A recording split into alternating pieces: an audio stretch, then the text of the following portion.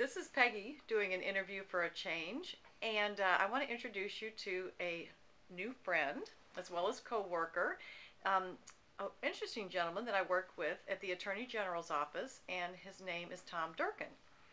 And what's very interesting about Tom, among several things, is that he lived in Jefferson City in the late 70s until the early 80s, and actually left town the same year I arrived, but no relation there between. But That's right. Tom, tell us a little bit about yourself. All right. Well, I did, as you said, I lived in Jefferson City a number of years ago. I came here in August of 1977, and I accepted a position working for the Missouri Senate.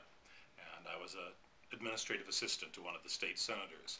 I did that for 3 years, and then I stepped across the street where I worked as the communications coordinator for the Missouri Supreme Court for 2 years.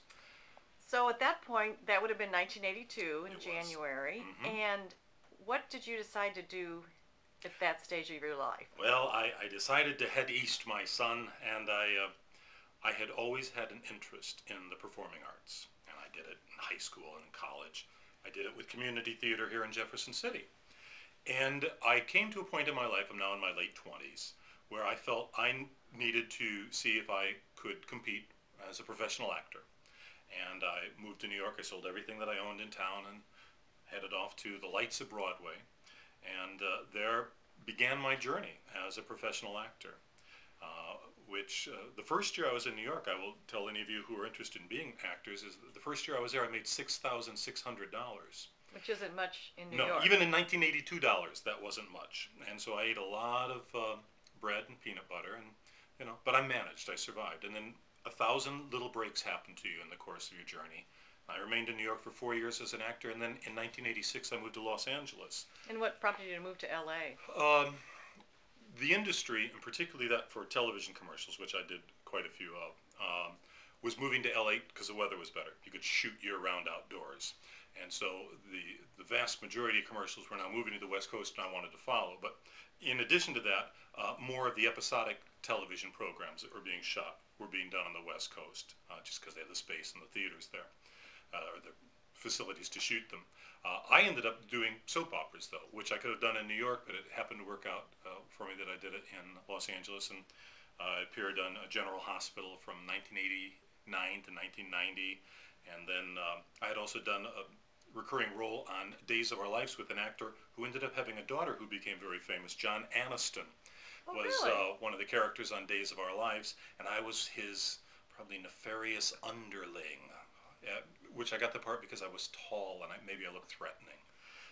And then in 1997, I was offered a part in the original cast of a spin-off soap opera called Port Oh, Charles, yes. Uh-huh. and that was a spin-off of General Hospital. Right. So that took me, I all in all lived in Los Angeles for 21 years. The last 8 years of my life in Los Angeles, I was a teacher in a private parochial school teaching film studies. So I taught high school kids what to do behind the camera of everything that I'd learned how to do from in front of the camera. And so, what happened a few years ago to change your life's direction once again? Okay, well, I had been gone for 25 years Gone from from Jefferson City. Okay. And I will tell you this in all sincerity. I always missed this town. And I always felt at home in Jefferson City. And I remember every time I would leave Missouri, either from St. Louis or Kansas City or Columbia, um, there was a part of my heart that ached, even though I was going to a place that I wanted to go to, New York or Los Angeles. And I was doing things there that I loved doing. But there was a part of me I was leaving behind. So now I reached, as I'd like to call it, the early autumn of my life, and I made the conscientious decision that I wanted to come home. This is where I want to spend the rest of my life. And what, if you can just say in a nutshell, what were the things that brought you back to Jefferson City?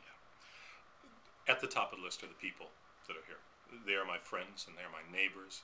And when I was in New York or Los Angeles, I was surrounded by wonderful people and intelligent people, but largely I was insulated. And most of my friends in Los Angeles were actors. I've come to Jefferson City now where my network of friends includes attorneys and judges and veterinarians and medical doctors, pediatricians, accountants, day laborers, teachers, coaches, and this wonderful community all comes together in this small little area of my life. And I just find that to be absolutely fascinating. And there is a goodness to the people that I know here in this town. And it is wonderful. You know, in Cheers, when Norm would walk in the Cheers bar and Mm-hmm. everybody would go, Norm! That's how I feel about Jefferson City. It's a place where everybody knows your name. And I like that. And have you been able to pursue your acting career here as well? I didn't come back to pursue it, but I have been invited to be part of various productions. And there is quite a bit here in Jefferson There's City. an enormous amount. This past week, I've finished directing a play that ran at a dinner theater here in town, which was it was a wonderful play, and you came to see it, and I know that you had a lovely evening, and the cast were very, very talented women, 5 women, and a cast of a show called the Dixie Swim Club, and that was done by the Capital City Players. But I also went to see the Little Theater production of Don't Dress for Dinner, and it was an extraordinarily well done production. I've been able to write plays that have been produced here in town. I've been able to direct. I've been able to act again, and it's all been enjoyable, all delightful. Every bit as exciting as doing real TV. Well, we are thrilled to have you back in town, and I really enjoyed working with you, and thanks for all your insights about Jefferson City. It's my pleasure. Thank you.